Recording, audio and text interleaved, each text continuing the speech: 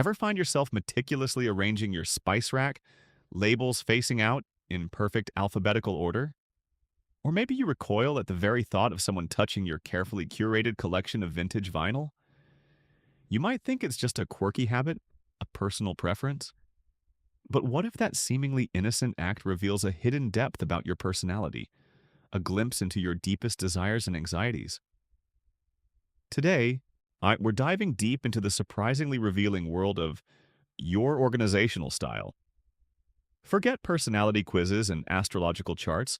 The way you organize or don't organize your belongings speaks volumes.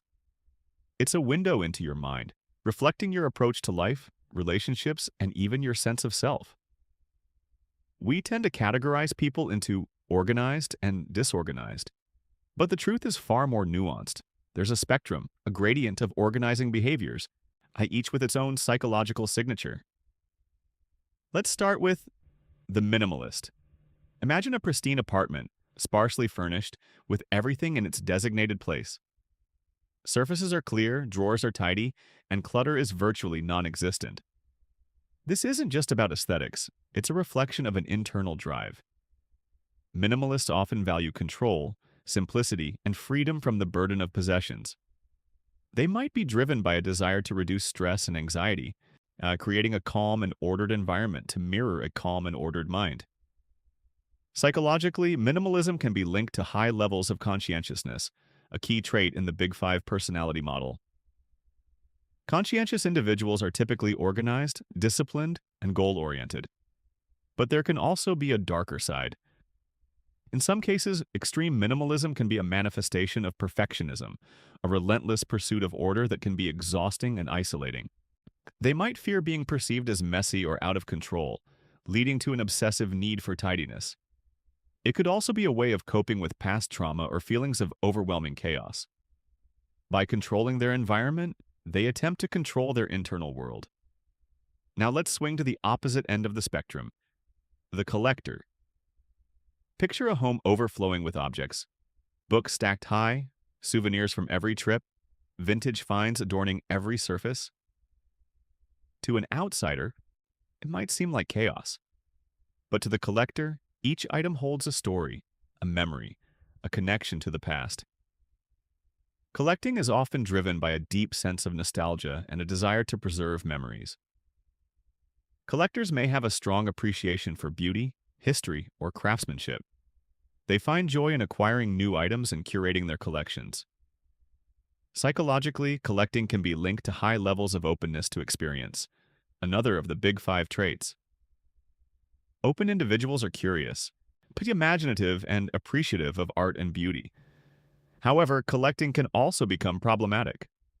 When the acquisition of objects becomes compulsive and interferes with daily life, it can cross the line into hoarding disorder. Hoarding is often associated with anxiety, depression, and difficulty making decisions.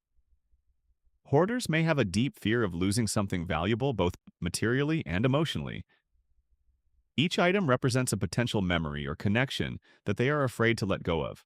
But even short of full-blown hoarding, some collectors struggle with letting go. Every item has a story, and discarding it feels like erasing that memory. This can be especially true for items associated with loved ones or significant life events. It's about more than just the object. It's about preserving a piece of their personal history. Then there's the functional organizer. These are the people who keep things tidy, not out of a need for perfection, but because it makes life easier. Their organizational style is practical and efficient, designed to streamline their daily routines.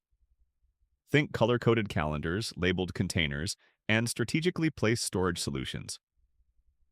Functional organizers are often driven by a desire for productivity and efficiency. They value their time and energy and want to avoid wasting it on searching for misplaced items or dealing with clutter. Psychologically, functional organizing is often associated with high levels of agreeableness and conscientiousness. They are typically reliable, responsible, and considerate of others. Their organizational skills often extend to other areas of their lives, such as their work and relationships. They're the ones who bring order to chaos, not because they're compelled to, but because it makes practical sense. They see organization as a tool to achieve their goals, not an end in itself. They create systems that work for them without getting caught up in the details. Now, let's consider the sentimental organizer. This person might not have a perfectly pristine home, but every item they keep is imbued with deep emotional meaning. Old concert tickets, childhood toys, handwritten letters, each object is a tangible link to a cherished memory. Their organization style is driven by a desire to preserve these connections and to keep the past alive. Sentimental organizers often have a strong sense of identity and a deep appreciation for their personal history. They value relationships and experiences above material possessions, and their homes reflect this. Psychologically, sentimental organizing can be linked to high levels of neuroticism and attachment anxiety. They may fear losing loved ones or forgetting important memories. Holding on to objects provides a sense of comfort and security, helping them to cope with feelings of loss and uncertainty. However, the sentimental organizer can also struggle with letting go. Discarding an item feels like discarding the memory associated with it, which can be incredibly painful. And yet, they may also worry that they will forget important details or lose touch with their past. This can lead to clutter and a feeling of being overwhelmed by possessions. Finally, let's talk about the creative disorganizer. This person's space might look chaotic to an outsider, but to them, it's a fertile ground for inspiration. Piles of books, scattered notes, unfinished projects, it's all part of their creative process. They thrive in environments that stimulate their imagination and encourage exploration. Creative disorganization is often associated with high levels of openness to experience and low levels of conscientiousness. They are comfortable with ambiguity and uncertainty, and they don't feel the need to control their environment. In fact, they often find that order and structure stifle their creativity. Psychologists have even found a link between a messy desk and higher intelligence. The theory suggests that a cluttered environment can force the brain to focus and filter out distractions, leading to more creative and innovative thinking. Of course, everyone's a mix. You might be a minimalist with a sentimental streak, or a functional organizer who occasionally succumbs to creative disorganization. The key is understanding why you organize the way you do. So, what's the final reveal? The most important insight about organizational style? It's this. Your organizational style is a reflection of your deepest values and priorities. It reveals what you cherish, what you fear, and how you navigate the world. It's a tangible manifestation of your inner landscape.